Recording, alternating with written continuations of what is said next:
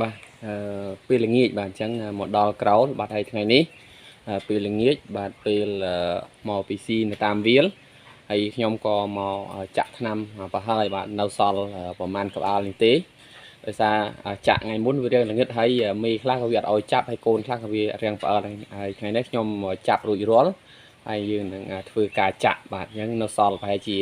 9ទៅ10ក្បាលទាំងតូចទាំងធំអញ្ចឹងនៅមេខាងនេះបាទមេនេះបាទវារៀងល្អអញ្ចឹងគេហើយមេមួយនេះវាមិនជាល្អប្រហែលអីទេតែ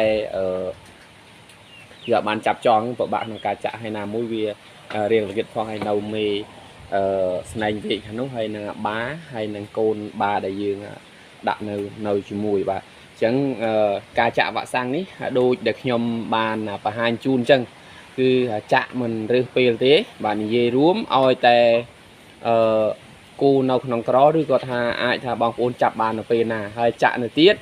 ក៏ចាក់ទាំងតូចបាទអញ្ចឹងកូនរបស់វានេះកូនញីដែរនេះបាទខ្ញុំនឹងចាក់ជាមួយមេសរុបតែម្ដងហើយមេដែលផើមដូចមេនេះអញ្ចឹងបាទយកផើមក៏យើងអាចចាក់បានដែរតែក្នុងករណីដែលថាចាក់ទៅហើយក៏មានបងប្អូនខ្លះថាអាចវារលូតបាទគាត់និយាយពី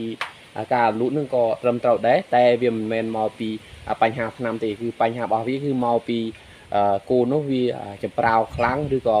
វាផ្អើលវាលូតអីចឹងទៅវាអាចប៉ះពាល់ទៅដល់កូនដែលនៅក្នុងពោះតែចំពោះវ៉ាក់សាំង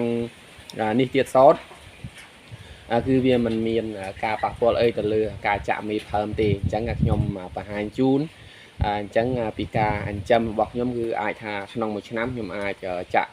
វ៉ាក់សាំង2មុខអីចឹងទៅតាមលទ្ធភាពដែលអាចរកបានហើយថ្នាំទម្លាក់សត្វល្អិតចាក់ជារៀងរាល់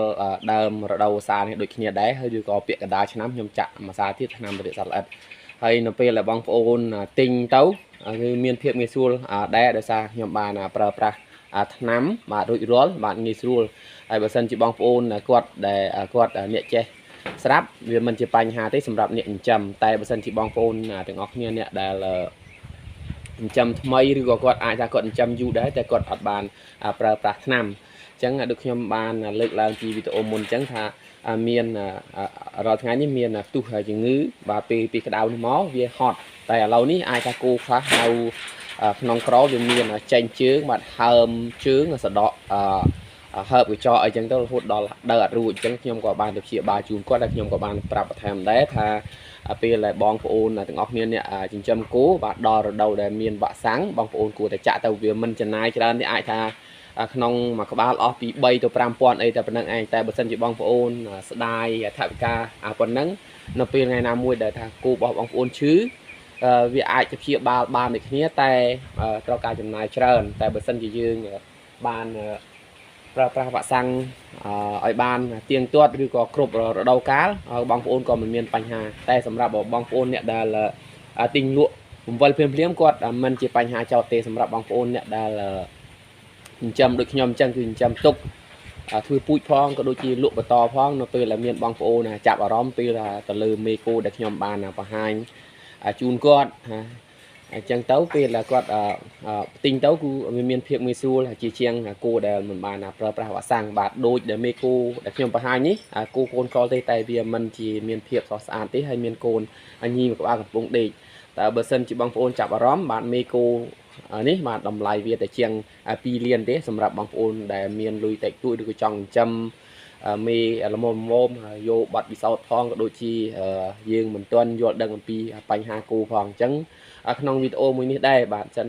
បើសិនជាបងប្អូននៅក្នុង YouTube ក៏ពេញចិត្តក៏សូមជួយចុចជាវឬក៏មួយបងប្អូននៅតាមបណ្ដាញសង្គម Facebook Page ក៏សូមជួយ share បន្តបាទចឹងខ្ញុំនឹងធ្វើសកម្មភាពចាក់ជាបន្តទៀតតែក្នុងការចាក់នេះខ្ញុំក៏អត់បានបង្ហាញជូនទេបាទនេះបង្ហាញតែថ្នាំបាទវ៉ាក់សាំងនេះបាទនេះវ៉ាក់សាំងបាទចឹងប្រើ5ជុលបាទជាប្រភេទមួយជុលហើយនឹងសារ៉ាងរបៀបនេះនឹងងាយស្រួលក្នុងការចាក់តែបើសិនជាការព្យាបាលយើងប្រើតាមវិធីសាស្ត្របែបផ្សេងប្រើសារ៉ាងបែបផ្សេងពីនេះបាទជាចុងក្រោយខ្ញុំបាទមានតែប៉ុណ្្នឹងទេអរគុណនិងជម្រាបលា